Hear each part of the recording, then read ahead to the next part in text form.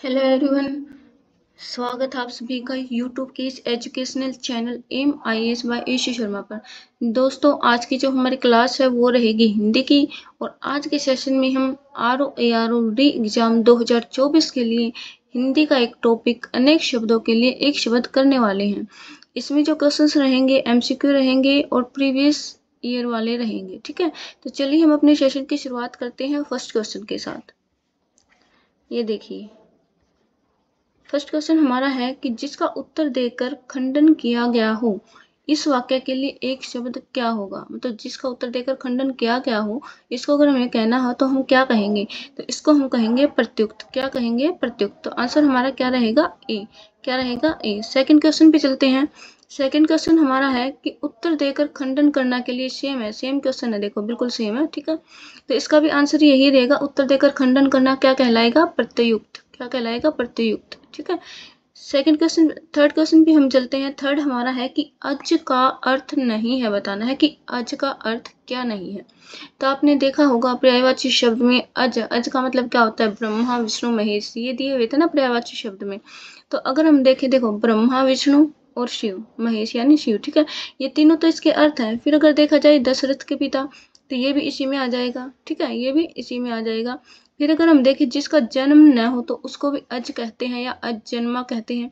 अगर मोती का हम देखेंगे तो मोती क्या होता है? मोती अज का अर्थ नहीं है। ठीक है, मोती किसका है? अज का अर्थ नहीं है। तो इसमें इन्होंने सॉरी, इसमें इन्होंने ये पूछा था कि अज का अर्थ क्या नहीं है। तो क्या नहीं है? मोती। तो आंसर हमारा क्या रहेगा? सी। फोर्थ क्वेश्चन पे चलते हैं। जो स्त्री सूर्य भी न देख सके के लिए एक शब्द है कि जो स्त्री सूर्य न देख सके उसको हम क्या कहेंगे। तो जो सूर्य न देख सके उसको हम कहेंगे असूर्यम पश्या। क्या कहेंगे? असूर्यम पश्या। यानी जो सूर्य न देख सके उसको क्या कहेंगे? असूर्यम पश्या। आंसर हमारा रहेगा सी। फिफ्थ क्वेश्चन पे चलते हैं। इनमें से एक के लिए प्रयोज्य शब्द है। देखो, पहले मैं आपको ना ऊपर वाले की थोड़ी डिटेल कर देते। देखो, जो स्त्री सूर्य भी न देख सके के लिए एक शब्द है। क्या है? असूर्यम पश्या है। ठीक है, ज्ञातव्य हो कि सूर्यम पश्या तथा असूर्य पश्या दोनों सही हैं। मतलब अगर असूर्यम पश्या नहीं दिया होता, ऑप्शन में हमारे सामने होता असूर्य पश्या, तो भी क्या होगा? वो भी सही होगा। दोनों ही सही हैं। जो स्त्री सूर्य को कभी न देख सके उसे असूर्य पश्या कहते हैं। क्या कहते हैं? असूर्य पश्या। यह शब्द पर्दे में रहने वाली उस स्त्री के लिए भी प्रयुक्त होता है जो पर्दे के कारण सूर्य के दर्शन नहीं कर सकती। ठीक है, ऐश्वर्य पश्या संस्कृत शब्द है, जबकि ऐश्वर्य पश्या हिंदी का शब्द है। क्या है ये? ऐश्वर्य पश्या हिंदी का शब्द है और ऐश्वर्य पश्या क्या है? ये संस्कृत का शब्द है। जो स्त्री किसी विषय को अच्छी तरह से जानती हो उसे हम क्या कहते हैं? विदुषी। मतलब कोई भी ऐसी स्त्री जिसे किसी विषय का बहुत अच्छे से ज्ञान हो, तो उसको हम क्या कहेंगे?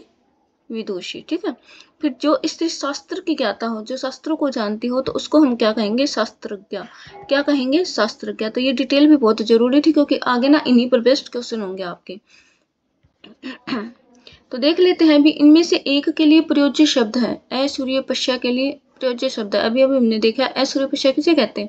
जो सूर्य न देख सके, या फिर जो कड़े पर्दे में रहने वाली स्त्री हो। इन्होंने कहा ना कि पर्दे में जो स्त्री रहती है, जो पर्दे के कारण सूर्य को नहीं देख सकते, उसको भी हम क्या कहेंगे?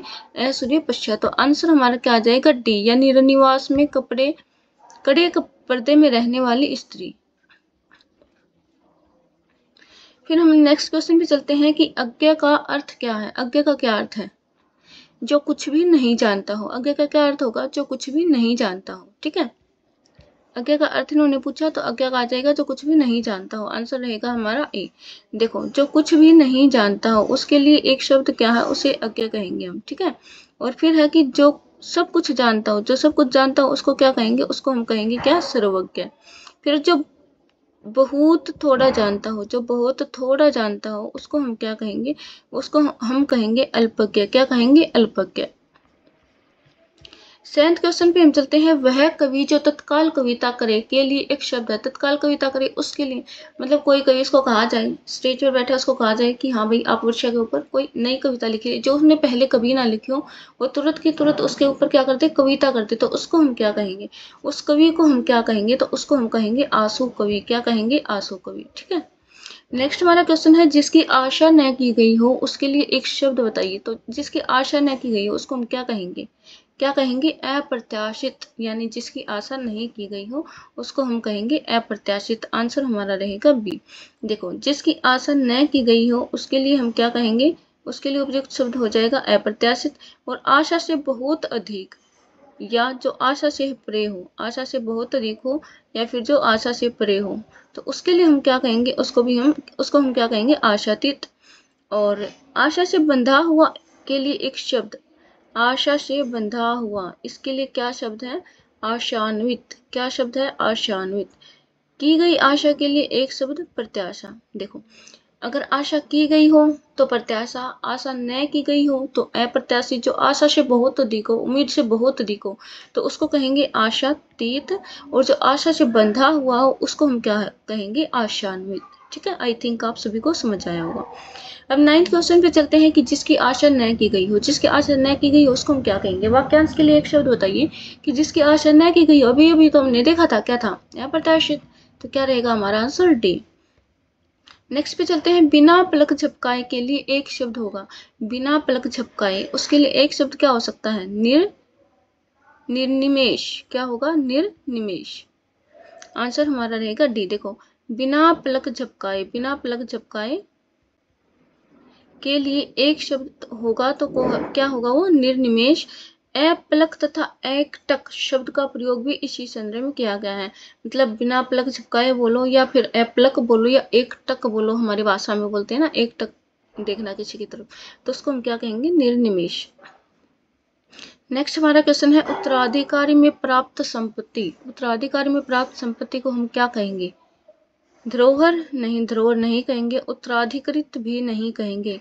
तो क्या कहेंगे हम कहेंगे रिक्त। किसको? जो हमें उत्तराधिकार में जो संपत्ति मिली है उसको हम क्या कहेंगे? रिक्त। ठीक है, उत्तराधिकार में प्राप्त संपत्ति को रिक्त कहते हैं। क्या कहते हैं? रिक्त। किसी के पास रखी हुई दूसरे की वस्तु को हम क्या कहते हैं? धरोहर। तो धरोहर के लिए एक शब्द, अगर मतलब किसी के पास रखी हुई दूसरे की वस्तु, तो इसके लिए क्या शब्द होगा एक? तो इसके लिए हो जाएगा धरोहर। फिर जो उत्तराधिकारी के लिए उपयुक्त हो उसे क्या कहते हैं? उत्तराधिकृत। क्या कहते हैं? उत्तराधिकृत। किसी व्यक्ति या संस्था की आधिकारिक संपत्ति, किसी व्यक्ति या संस्था की आधिकारिक संपत्ति को हम क्या कहेंगे? परिसंपत्ति। क्या कहेंगे? परिसंपत्ति। ठीक है, फिर उत्तराधिकार में प्राप्त संपत्ति के लिए एक शब्द है। उत्तराधिकार में प्राप्त संपत्ति के लिए एक शब्द अभी हमने पढ़ा है, तो क्या है? रिक्त। देखो, एक ही क्वेश्चन को ना रिपीट किया जाता है, लेकिन अलग अलग वे से थोड़ा सा घुमा फिरा के क्वेश्चंस को। देखो, यूपीएससी मेंस में आया है, आरओ के प्री में आया है, यूपी लोअर के मेंस में आया है, यूपी पीसीएस के मेंस में आया 2021, 15, 10 और 9। कितनी बार क्वेश्चन आया है? इससे पहले भी देखो, यहाँ हमने देखा था कि 2021 में आया हुआ था। तो एक ही क्वेश्चन को ना बहुत बार मतलब रिपीट होते हैं क्वेश्चन, तो जरूरी है कि हम प्रीवियस ईयर क्वेश्चन को जो है एग्जाम से पहले देख के जाएं। तो ये क्या था हमारा? उत्तराधिकार में प्राप्त संपत्ति, उसको हम क्या कहेंगे? उसको हम कहेंगे रिक्त। फिर जो युद्ध में स्थिर रहता हो, यानी जो पीठ दिखा करके ना भागे, तो उसको हम क्या कहेंगे? युधिष्ठिर। जो युद्ध में स्थिर, युधिष्ठिर। ठीक है, युद्ध में स्थिर युधिष्ठिर। ठीक है, आंसर हमारा क्या रहेगा? सी। फिर जो युद्ध में स्थिर है तो वही आ जाएगा रिपीटेड। क्या है? युधिष्ठिर। ठीक है, 15 क्वेश्चन है हमारा, कम बोलने वाला। देखो, अधिक बोलने वाले को हम क्या कहते हैं? वाचाल कहते हैं। और कम बोलने वाले को हम क्या कहेंगे? मितभाषी। क्या कहेंगे? मितभाषी। क्या कहेंगे? आंसर हमारा रह जाएगा मितभाषी। ठीक है, और कई भाषाओं को जानने वाले की अगर बात हो रही हो, कई भाषाओं को जानने वाला, तो उसको हम क्या कहेंगे? उसको हम कहेंगे बहुभाषी। क्या कहेंगे? बहुभाषी। तो देखिए 16 क्वेश्चन पे चलते हैं। और ये मधुर भाषा बोलने वाला, तो इसको आप सभी को ही पता होगा, मधुर भाषा बोलने वाला क्या हो जाएगा? मृदुभाषी। अगर हम कहें कि जो भाषा नहीं बोलता, मतलब जो किसी भाषा को नहीं जानता, तो उसको हम क्या कहेंगे? अभाषी। देखो, मधुर भाषा बोलने वाला मृदुभाषी, जो भाषा को नहीं जानता हो अभाषी, जो अधिक बोलता हो वाचाल, और जो कम बोलता हो उसको हम क्या कहेंगे?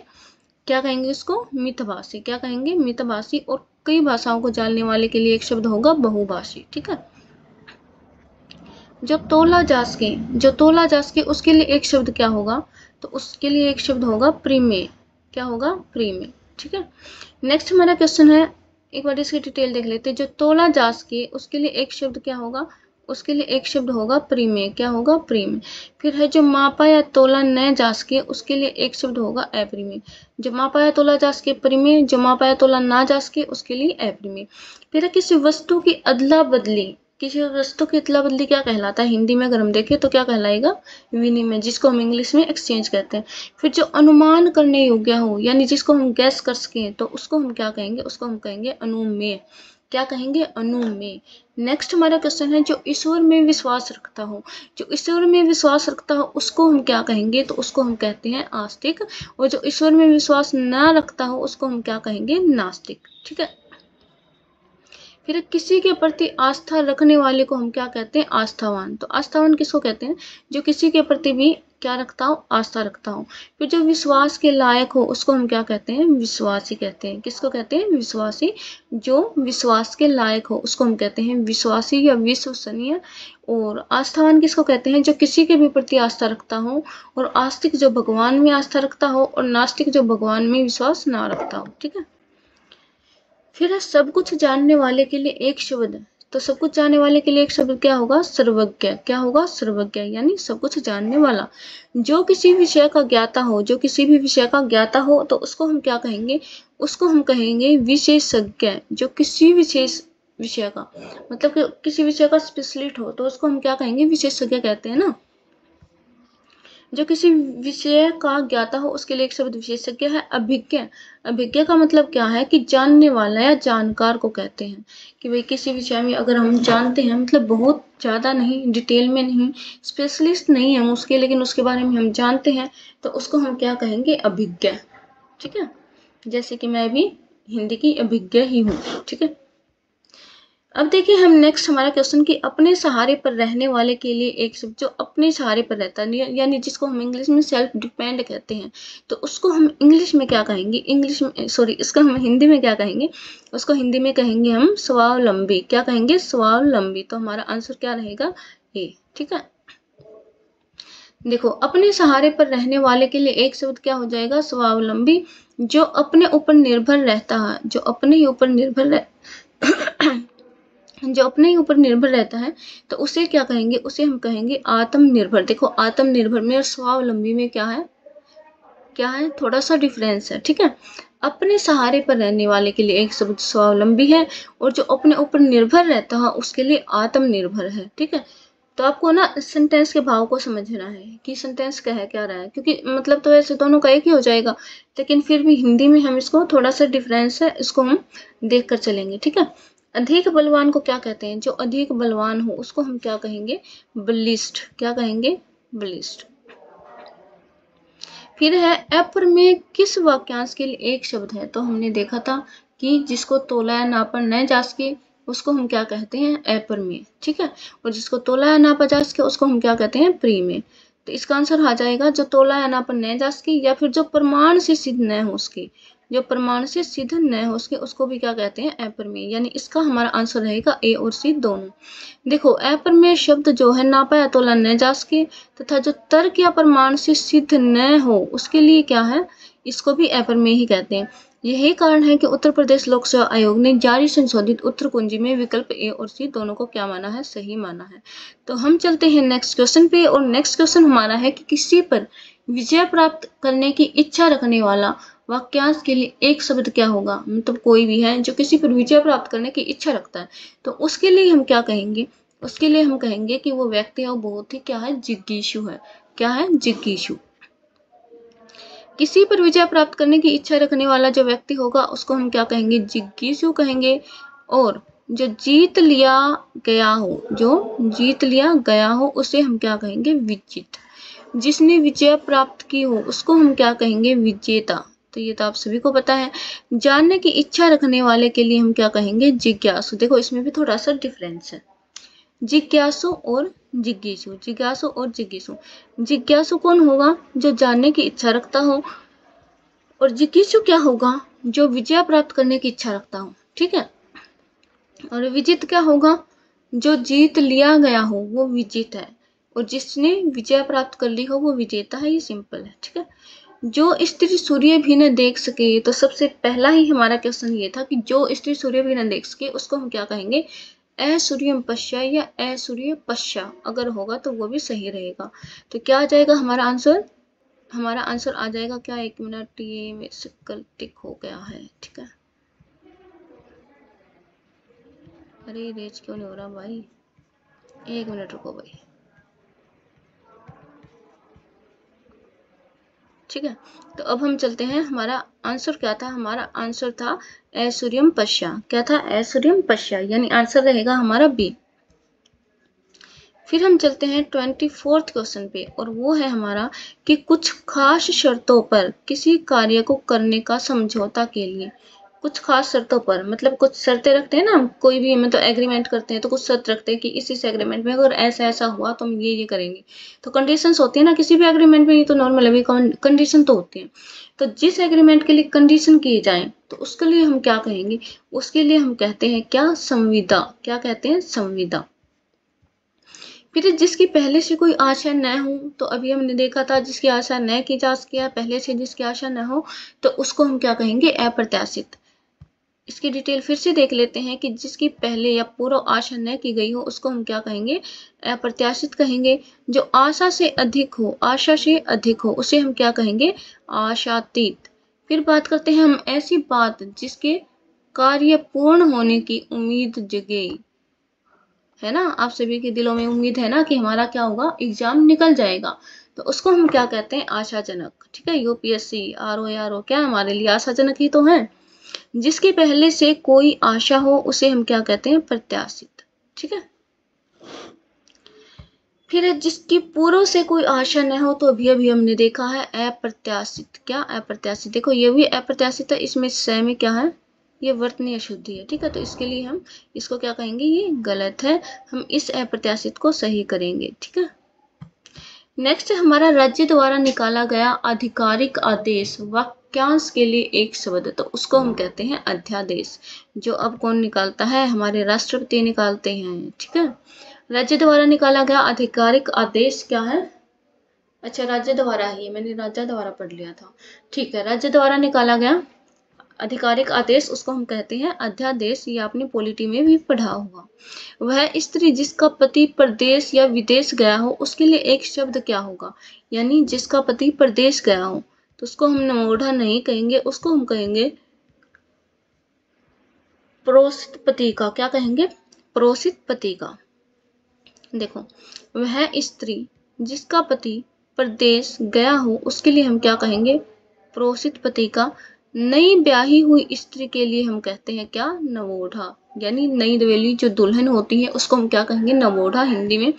वह स्त्री जिसका पति विदेश जाने को हो, यानी गया नहीं है, जाने को हो, और जो उसके वियोग की कल्पना से दुखी हो, तो उसके लिए हम क्या कहेंगे? प्रवत्यस्त पति का। क्या? प्रवत्यस्त पति का।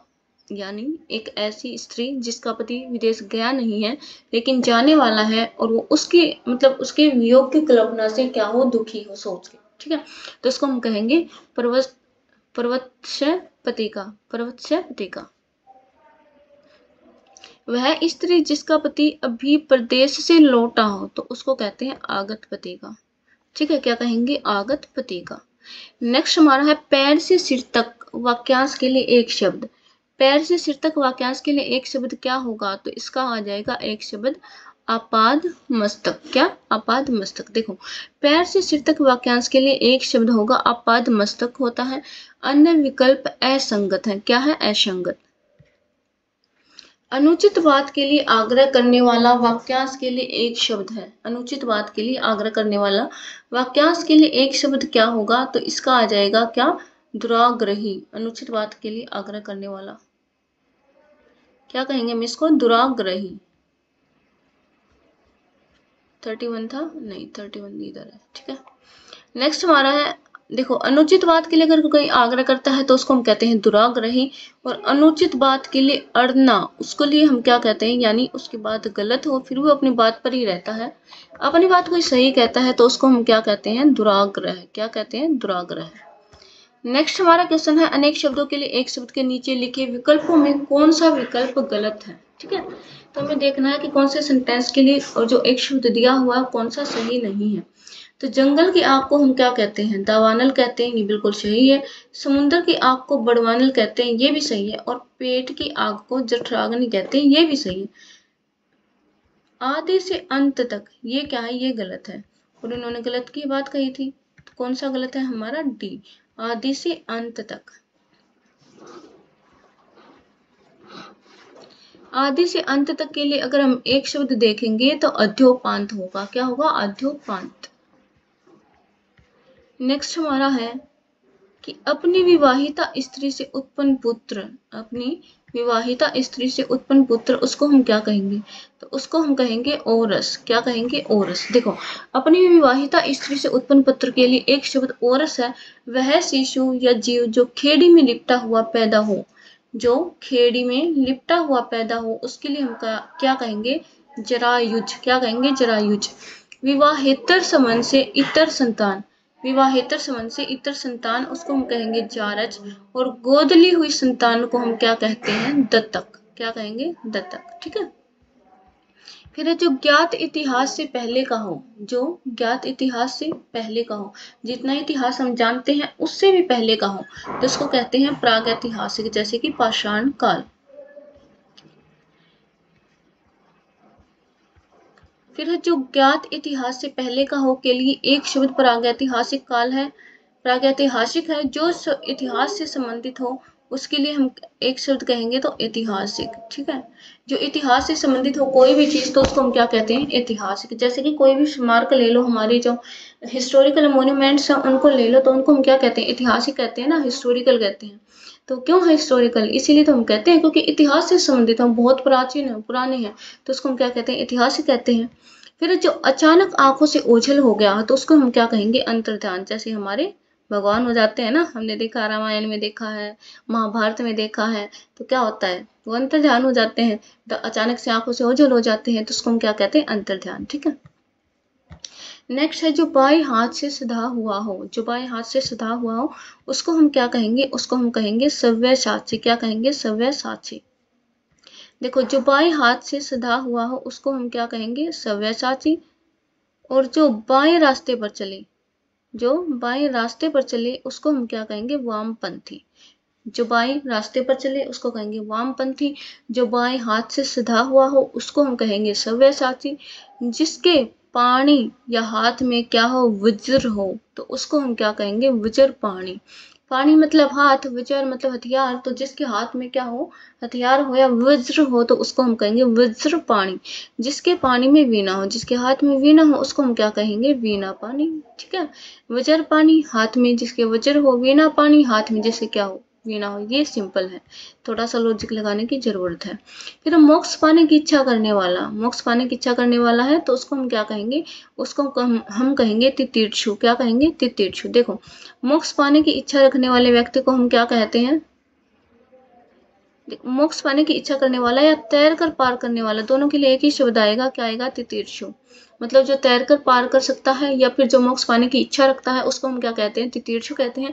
सर्दी गर्मी दुख आदि, सर्दी गर्मी दुख आदि सहन करने की शक्ति के लिए एक शब्द क्या हो जाएगा? तितिक्षा। देखो, थोड़ा सा डिफरेंस है। तितीर्षु वो होगा जो तैर कर पार कर सकता है या मोक्ष पाने की इच्छा रखता है, वो तितीर्षु हो जाएगा।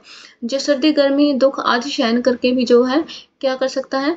आदि सब सहन करने की शक्ति रखता है, तो उसको हम क्या कहते हैं? तितिक्षा या सहनशील। फिर सहनशील के लिए एक शब्द हम कहेंगे तो तितिक्षु। क्या है? तितिक्षु। मरना जीना के लिए एक शब्द है मरजीवा। क्या है? मरजीवा। नेक्स्ट हमारा है तैरने या पार होने का इच्छुक के लिए एक शब्द, तैरने या पार होने का इच्छुक, तो वही आ जाएगा। क्या आ जाएगा हमारा? तितीर्षु। हमने देखा कि जो तैर कर पार कर सकता है तो उसको हम क्या कहते हैं? तितीर्षु कहते हैं। जिसका निवारण अत्यंत कष्ट से किया गया हो, क्या? जिसका निवारण अत्यंत कष्ट से किया गया हो, तो उसको हम क्या कहेंगे? दुर्निवार। क्या कहेंगे? दुर्निवार। यानी जिसका निवारण अत्यंत कष्ट से किया गया हो, उसके लिए एक शब्द हो जाएगा दुर्निवार। नेक्स्ट हमारा क्वेश्चन है कान के नीचे लटकता हुआ कोमल भाग, कान के नीचे लटकता हुआ कोमल भाग, तो उसको हम क्या कहेंगे? कर्णपाली। कर्णपाली किसको कहते हैं? जो कान के नीचे लटकता हुआ कोमल भाग होता है उसको। कर्णफूल, कर्णफूल क्या है? कान में पहनने वाला एक आभूषण जिसको हम ईयरिंग कहते हैं। ठीक है। जो पान करने योग्य नहीं है के लिए एक शब्द, तो उसको हम कहेंगे अपेय, यानी कि जो पिया न जा सके, जो पीने योग्य ना हो, उसके लिए हम क्या कहेंगे, अपेय। 41 है हमारा क्वेश्चन कि अनेक शब्दों के लिए एक शब्द है और उनके सामने क्या है, एक शब्द दिए हुए हैं, देखना है कि कौन सा सही है कौन सा नहीं है। जंगल की आग को अभी हमने पढ़ा था, क्या हो जाएगा, दावानल, ये सही है। आगे की सोचने वाला अगर गामी नहीं होता, वो आगे चलने वाला अगर गामी होता है, आगे की सोचने वाले को हम अगर सोची कहेंगे, क्या कहेंगे, अगर सोची। ठीक है, ये क्या आ जाएगा, अगर,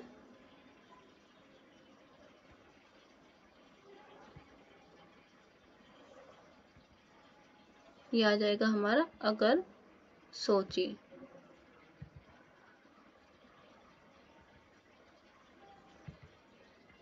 लो भाई, मुझे कर्सर से लिखना पड़ रहा है, ठीक है, इसलिए इतना धीरे से लिखा जा रहा है। ये है हमारा क्या, अगर सोची, यानी कि जो आगे के सोचने वाला हो उसको हम क्या कहेंगे, अगर सोची। फिर समुद्र की आग को बड़वानल कहते हैं, ये बिल्कुल सही है। और पेट की आग को क्या कहते हैं, जठराग्नि कहते हैं, ये भी बिल्कुल सही है। और अगर सोची यहाँ पे लिखा हुआ भी था, मैंने मेहनत की बिना वजह।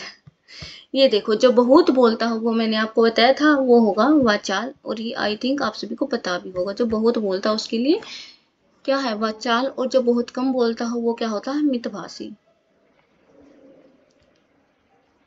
फिर बहुत अधिक बोलने वाला, तो वही आ जाएगा, क्या आ जाएगा, वाचाल। क्या आ जाएगा, वाचाल। नेक्स्ट है जो भेदा या तोड़ा न जा सके, तो उसको क्या कहते हैं, अभेद्य। जिसको भेदा न जा सके क्या होगा, वो अभेद्य होगा। फिर है जो एक जगह से दूसरी जगह न ले जाया जा सके, उसके लिए एक शब्द, स्थावर, यानी जो एक जगह पे टिका हुआ हो। कोई भी माउंटेन लगा लो आप, तो एक जगह पे क्या स्थित है, उसको एक जगह से दूसरी जगह पर नहीं ले जाया जा सकता, तो वो क्या है, हमारे माउंटेन्स क्या है, स्थावर हैं। जो एक जगह से दूसरी जगह पर ना ले जाया जा सके, वो क्या होते हैं, स्थावर होते हैं। जहाँ खाना सदैव मुफ्त में दिया जाता है, तो उसके लिए क्या है, सदावर्त। क्या, जहाँ पर खाना मुफ्त में दिया जाता है उसको हम क्या कहेंगे, सदावर्त।